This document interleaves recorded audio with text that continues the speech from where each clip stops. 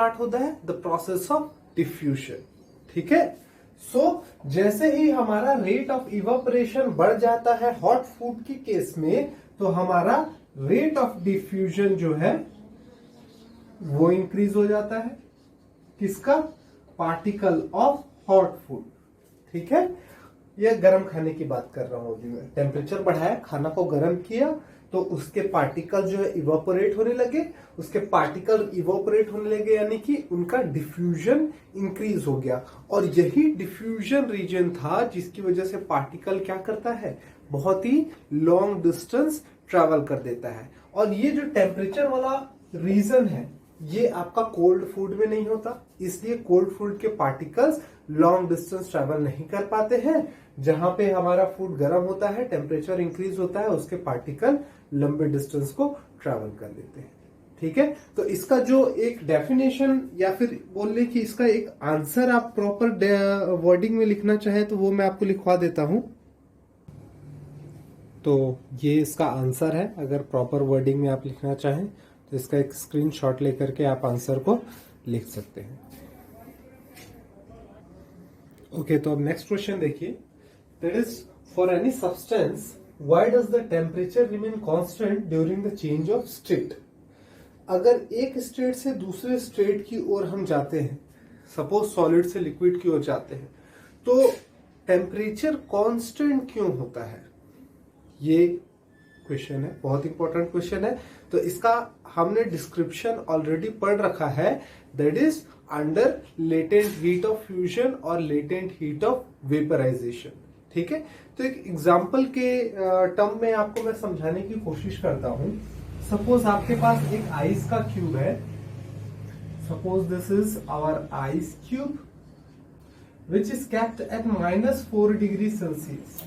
ठीक है, इनिशियली ये -4 डिग्री सेल्सियस पे आपके पास एक आइस का क्यूब था। सपोज मैंने इसे हीट दिया, नीचे एक बर्नर लगा दिया। सपोज ये आइस क्यूब क्या गेन करेगा, हीट गेन करेगा। और ये आइस क्यूब फिर कन्वर्ट हो जाता है -4 डिग्री आइस से 0 डिग्री आइस पे। ठीक है, धीरे धीरे क्या होगा, इसका टेम्परेचर बढ़ना स्टार्ट होगा। -4, -3, -2, -1, 0, देन 1 2 3 4 5 लाइक दिस। ठीक है, तो जैसे ही इसका टेम्परेचर 0 डिग्री पे पहुंचता है, ये क्या स्टार्ट हो जाएगा, ये मेल्ट होना स्टार्ट हो जाएगा। ठीक है, मेल्टिंग का प्रोसेस स्टार्ट हो गया, यहां से मेल्टिंग स्टार्ट हो गया। ठीक है, यहां पे इनिशियली ये सॉलिड पे था, अब ये कन्वर्ट होना स्टार्ट हो रहा है लिक्विड में। ठीक है, सॉलिड से लिक्विड में। तो इनिशियली आप देखेंगे कि -4 डिग्री सेल्सियस पे टेम्परेचर इसका था, जो कि इंक्रीज होके कहां पे पहुंच गया, 0 डिग्री सेल्सियस पे। लेकिन अब इसको आप हीट करते जाओ, ये 0 डिग्री सेल्सियस का टेम्परेचर कांस्टेंट रहेगा even after the addition of extra amount of heat.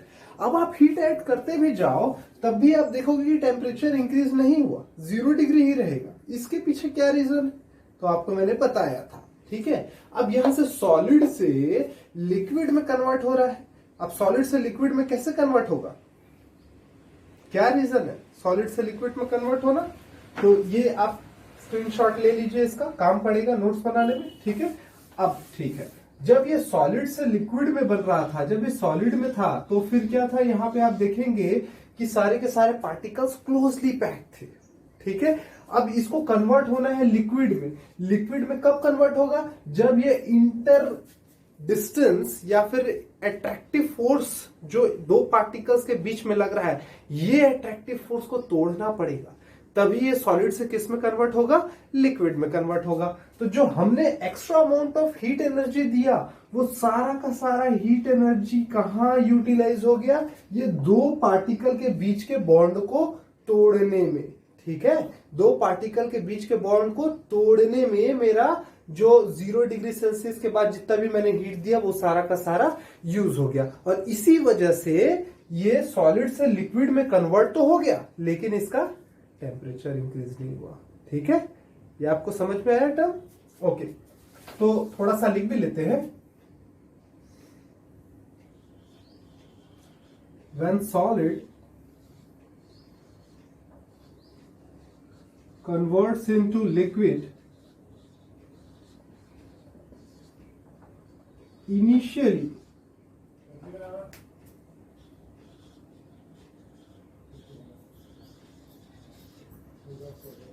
its temperature increases and then become constant.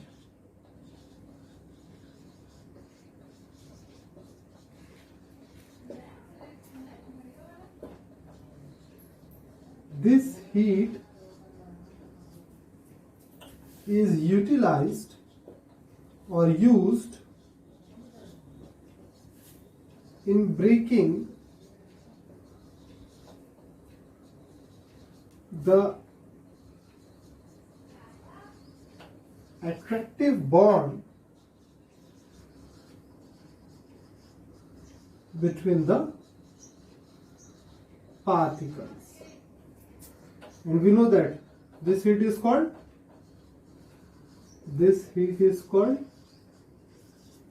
latent heat of fusion. इसी हीट को क्या कहते हैं? Latent heat of fusion. ये आप नोट्स के लिए लिख लें। ओके, तो नेक्स्ट क्वेश्चन देख लीजिए। How does the water kept in earthen pot become cold during summer? Earthen pot यानी कि एक मटके में रखा हुआ पानी गर्मी के मौसम में ठंडा हो जाता है। ठीक है, क्या आपने कभी सोचा इसके पीछे का रीजन क्या हो सकता है? मैं बताता हूं आपको। सपोज दिस इज अवर मटका। ठीक है, मटका किससे बना होता है? मड से, मिट्टी से बनी होती है। ठीक है, क्या किया जाता है? मिट्टी को एक फाइन स्ट्रक्चर में कन्वर्ट करते हैं, मटका लाइक स्ट्रक्चर में, और उसे फिर हम गर्म कर देते हैं, यानी कि उस कच्ची मिट्टी को फिर पका देते हैं। जब ये प्रोसेस हम करते हैं तो उस समय क्या होता है, जब हम मिट्टी को पकाते हैं तो ये जो घड़े का सरफेस है, इस सरफेस पे बहुत ही फाइन पोर्स क्रिएट हो जाते हैं। ठीक है, बहुत ही बारीक बारीक बारीक क्या क्रिएट हो जाते हैं? पोर्स, यानी कि छेद। बहुत ही बारीक छेद होते हैं इस अर्थन पॉट के सरफेस पे। तो जब वाटर इसके अंदर रखा होता है तो समर डेज में क्या होता है? टेम्परेचर इंक्रीज होता है। अब जब टेम्परेचर इंक्रीज होता है तो यहां से वाटर का इवोपरेशन स्टार्ट होता है। ठीक है, और ये जैसे ही इवोपरेशन स्टार्ट होता है और ये जो फाइन पोर्स हैं इनके थ्रू इवोपरेट होकर के बाहर निकल जाता है। ठीक है, तो इवोपरेशन होने से क्या हुआ? तो हमको तो पता है evaporation process gives cooling effect, है कि नहीं? जैसे ही इवोपरेशन का प्रोसेस कहीं पे होता है तो वो क्या करता है, यहां पे जो पूरा हीट जनरेटेड था, ठीक है, यहां पे वाटर था और यहां ये पानी गर्म था, यानी कि इस पूरे पोर्शन में क्या था? हीट था। तो जैसे ही इवोपरेशन हुआ, इवोपरेशन से यहां पे जो हीट प्रेजेंट था, इस हीट को इवोपरेट होने वाले पार्टिकल्स अपने में एब्जॉर्ब करते हैं और इन पोर्स के थ्रू बाहर निकल जाते हैं। तो रिजल्टेंट हमको क्या मिला? ठंडा पानी। समझ में आया? तो इसके लिए कौन रेस्पॉन्सिबल है? इवोपरेशन। ठीक है, तो इसका आप कंटेंट लिखना चाहे तो ये भी लिख लेते हैं।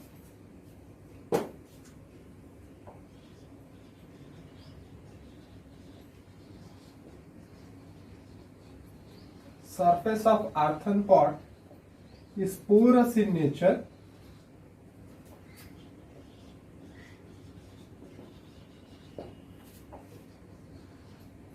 The water particle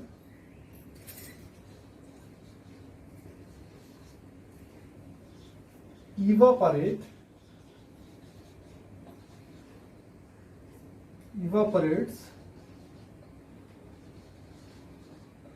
through these pores and cause cooling effect। ठीक है, तो ये एक डेफिनेशन हम लिख सकते हैं, डेफिनेशन नहीं, आंसर लिख सकते हैं इस क्वेश्चन का। कर लीजिए। ओके, नेक्स्ट क्वेश्चन ये लिख लेंगे, naphthalene balls disappear with time without leaving any sounds. Naphthalene ball मैंने आपको बताया था जो कपड़ों के बीच में डाला जाता है, ठीक है। जब आयरन करके कपड़ों को कहीं सजा वजा के आप रखते हैं तो क्या करते हैं, उसके बीच में एक आध नेपथलीन की बॉल डाल देते हैं ताकि उनके बीच से कहीं, अगर आप उसे 1 महीने बाद भी निकाले तो उसके अंदर से कोई स्मेल ना आए, ठीक है। तो आखिरकार वो नेपथलीन का बॉल जाता कहाँ है, तो हमने बताया था आपको कहां चला जाता है। नेपथलीन की बॉल सॉलिड नेचर का होता है, वो हीट को एब्जॉर्ब करता है और डायरेक्टली गैसियस फेज में चला जाता है, ठीक है। तो यहां पे डायरेक्टली एक शॉट ये प्रोसेस सॉलिड से गैस फेज में conversion without going into liquid phase, solid से सीधा गैस बनने के प्रोसेस को क्या कहते हैं, सब्लिमेशन, ठीक है। तो यहां सीधा सा एक लाइन लिख सकते हैं, due to the process of sublimation.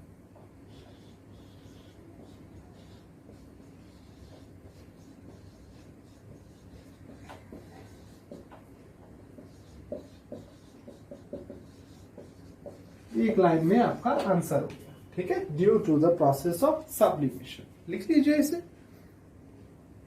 Okay, next question लिखिए, we can get the smell of perfume sitting several metres away. Perfume की स्मेल, आप यहां बैठे हो, वहां पे कोई परफ्यूम लगा करके रखा है तो भी आपको स्मेल आ जाएगी।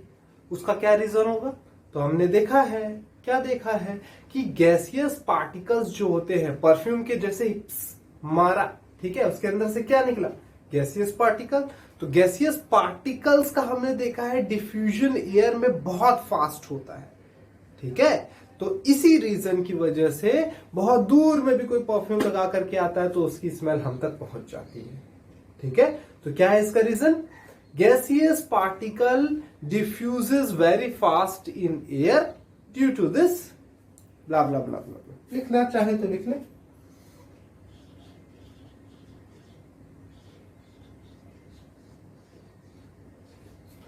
Gaseous particle diffuses in air very fast, due to which smell of perfume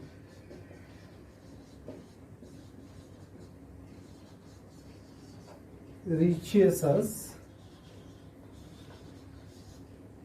by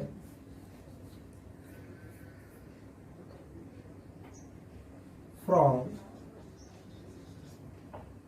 far distance, ठीक है। आंसर लिख लीजिए। तो आज के कंटेंट में इतना ही, ठीक है। जो इंपॉर्टेंट कुछ क्वेश्चंस थे जिसमें हो सकता था कि आपको कुछ सोचना पड़े, उनके आंसर्स मैंने आज आपको करवाए। और एक चीज आप ये भी समझ लीजिए कि जितना आपने कंटेंट पढ़ा है सारे के सारे क्वेश्चंस वहीं से आते हैं। May be it could be a kind of conceptual, ठीक है, थोड़ा सा कंसेप्चुअल हो सकता है। पानी ठंडा क्यों होता है, गर्मी में कपड़े क्यों सूख जाते हैं, गर्मी में कैसे कपड़े पहनने चाहिए, ठीक है। ये सारे क्या है, कंसेप्चुअल क्वेश्चंस है जिनका आंसर आपको पता है, ठीक है। जहां पे भी गर्म ठंडा वाला प्रोसेस आया वहां पे कौन सा प्रोसेस यूज होगा, आइदर द डिफ्यूजन और इवोपरेशन, ठीक है। डिफ्यूजन और इवोपरेशन के ही प्रोसेस से आपको सारे कंसेप्चुअल इस चैप्टर के आंसर्स, होपफुली सारे तो नहीं, ऑलमोस्ट सारे, पूरे नहीं, ऑलमोस्ट सारे आपको आंसर्स वहीं से मिलेंगे, ठीक है। ये सारे कंसेप्चुअल है, अब बहुत इंपॉर्टेंट भी है, ठीक है। ये आपके कंसेप्ट बिल्डिंग में फर्स्ट चैप्टर बहुत इंपॉर्टेंट रोल प्ले करेगा, ठीक। तो आज की क्लास हम यहीं पे समाप्त करते हैं और नेक्स्ट जो हमारा लेक्चर रहेगा वो हमारे सेकेंड चैप्टर पे रहेगा, ठीक है। So hopefully we will start with some chapter of physics in the next class. So आज के लिए सिर्फ इतना ही। Thank you.